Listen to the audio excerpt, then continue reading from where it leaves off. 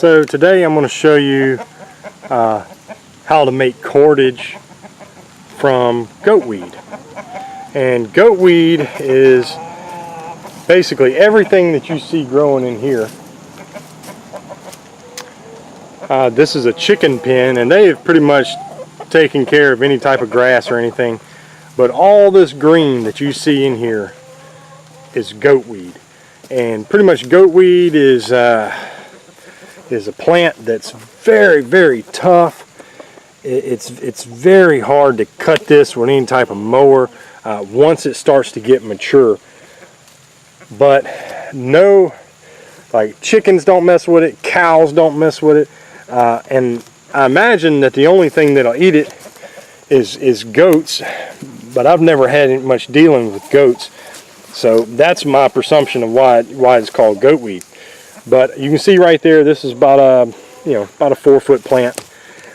But for cordage, what you'll see here is down at the bottom you have the light colored bark, and basically this is mature.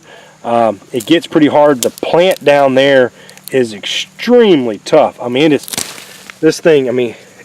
extremely tough.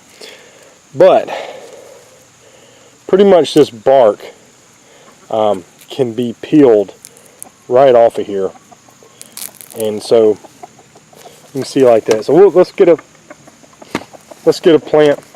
In fact, I'll just use this one right here. There's nothing wrong with that one right there. So what we'll do, we'll see. I mean, this is it's a pretty long plant. So we'll take that and we're going to make some cordage out of it. Okay, so I have my goat weed plant here. This is pretty typical about this plant is, you know, once it gets to this size, I mean, it's difficult. I mean, you can't cut this with a lawnmower. I mean, this is something you've got to have some type of brush cutter with much heavier blades hooked to a tractor. But in fact, instead of breaking that much bark that was still attached to this, instead of being able to break that much bark, I was able to just pull the plant up by the root. So that just shows you that this bark has a tremendous amount of strength. And so the simple thing to do, I mean, this is, because it's still green, it's very simple to separate this bark from the plant here. So now this is the same methods and pretty much the same principle altogether that I see people a little bit further north using the stinging nettle. As far as the structure of the plant, it's pretty much identical, but I have not seen where anyone is using this goat weed, and personally I much rather use the goat weed than the stinging nettle, because of the fact that the stinging nettle will sting you, and you have to remove all those little stinging hairs from the plant. The goat weed does not have that. And the fact is, this is a fast growing plant. I mean, it's considered a weed in my book. I mean, it's something that has to be controlled.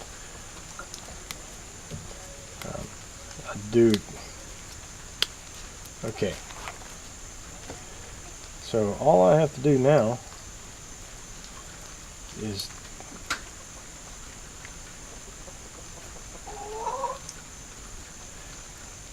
peel this bark off.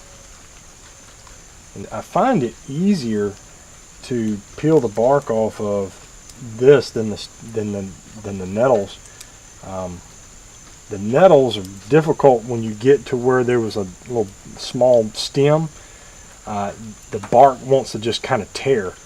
The goat weed is strong enough that when you pull it, it just kind of pulls around where those stems were. You just got to make sure that it doesn't split. You'll find where there'll be like a little line of bark that stays, and then it'll just continue all the way up, because the strength, you know, the strength in this bark is across the grains. So, you know, anything that tries to tear it across the grains. But I mean, you can sit here and you can pick this apart, but all these strings. So, and that's why it still makes good. You know, if I did that, even if I pulled it apart, and I mean, it doesn't matter. I can take this and I can split this bark like this. But when I make that cordage, it's still going to be just as strong because it's going to be woven together. I mean, it's like a rope. So this is pretty big. I mean, it's depending on the size of the cordage you want to make. This is going to make pretty big cordage. So actually, what I like to do is kind of crunch it up, and just kind of doing what I was just demonstrating. Is kind of splitting it because when it's that big, it's hard to. It makes it hard to twist. So you can just kind of mash it up like this. So what I'm going to do is kind of get right here where this plant, where there's a second piece of this bark, and go ahead and crunch it up. It'll twist better when I get it all good and crunched up. So the catch of this is that you got to start twisting. You get in the middle of this, and you just start twisting it. And this is going to be a really fat piece of cordage. But ultimately, I'm going to go back just a little bit, because that right there where it was doubling up was pretty thick. So I just keep twisting and twisting and twisting, and then ultimately what I'm going to do is I'm going to create a spot where you keep twisting, and then the cordage just wants to bind around itself. And then there you go. That's your starting point. So basically I've got a little loop here. Got 2 strings. Same, you know, this is a very common technique. So what I'm doing, I keep twisting this, and I'm twisting it the same way as I twisted this whole branch. I just keep twisting them. So now I'm twisting it just like it was the other. But the difference is now I'm going to go back behind, and I'm going to catch this other string and pull it behind. And so now the one I was just twisting is on the bottom, the other string's on the top. You can watch this all day and it look confusing, but until you try it, then you'll see, well, it's pretty simple.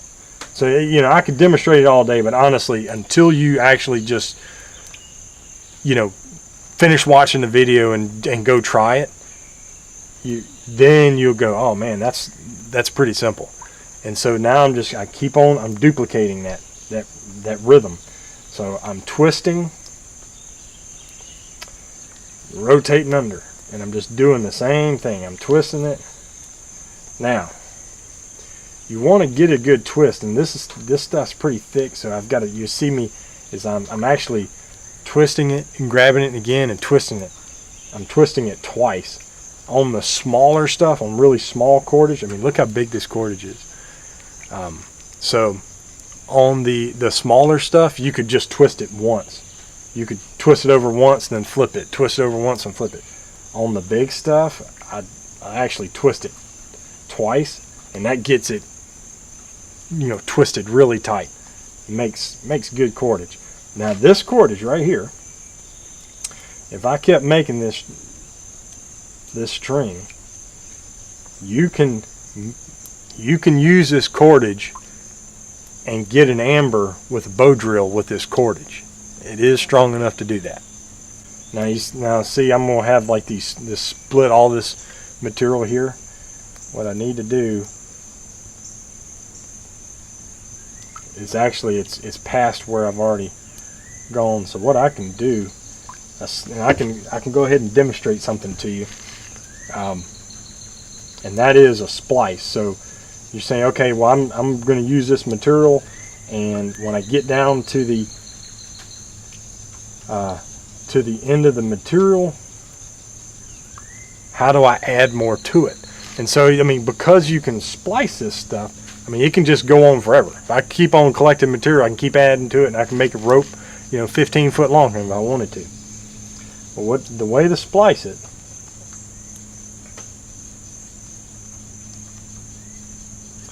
It's that I would take another piece of cordage just like this is, and I would lay it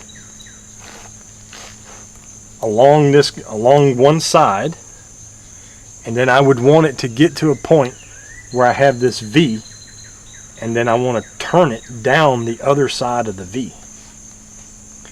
So let me see if that's clear. So I lay it down one side, get to where where there's a V, and I turn it down the other V.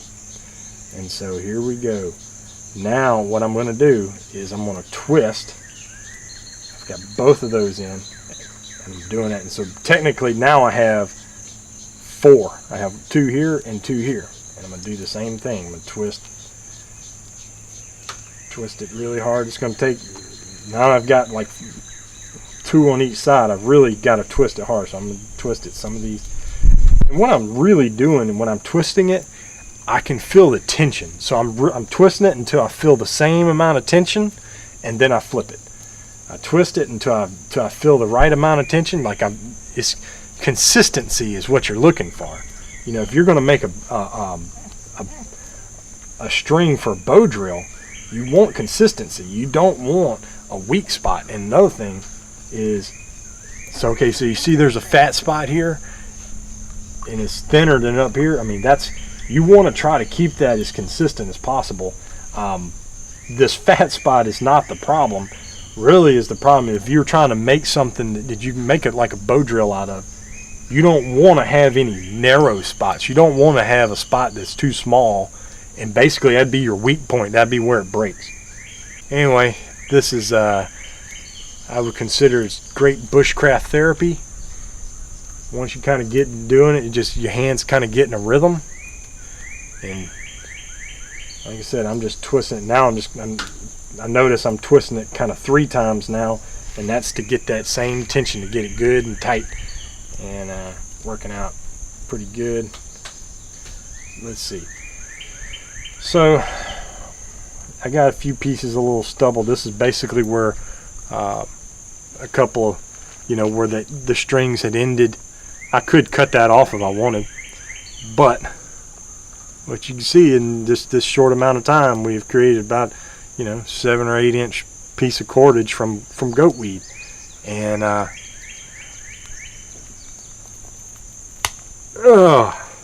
it's pretty strong. I was able to pop one side of it, but that's pretty strong stuff. Now I'm gonna tell you a little trick. This is green. You saw I just pulled this plant. If you dry this stuff out and then make cordage, because see what's going to happen here is that because I've woven this when it was green, when it dries out it's going to shrink, and what you're going to get is you're going to get gaps in your cordage, and basically it's going to make your cordage a little weaker. But if you let this dry some and then make your cordage, you're going to have really tight woven cordage, but it's going to be twice as strong. If you ever noticed grass, if you have grass blades that are green, you can tear them real easily. But if you have grass that dries out, try to tear it then. It is much stronger.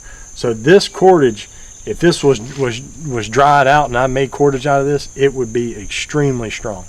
But the thing is, I wouldn't want to make the cordage now. I'd want to dry it and then make the cordage, because it's going to shrink. But so you can see it's tightly woven through there. But if I when it dries out, it'll have some gaps in it.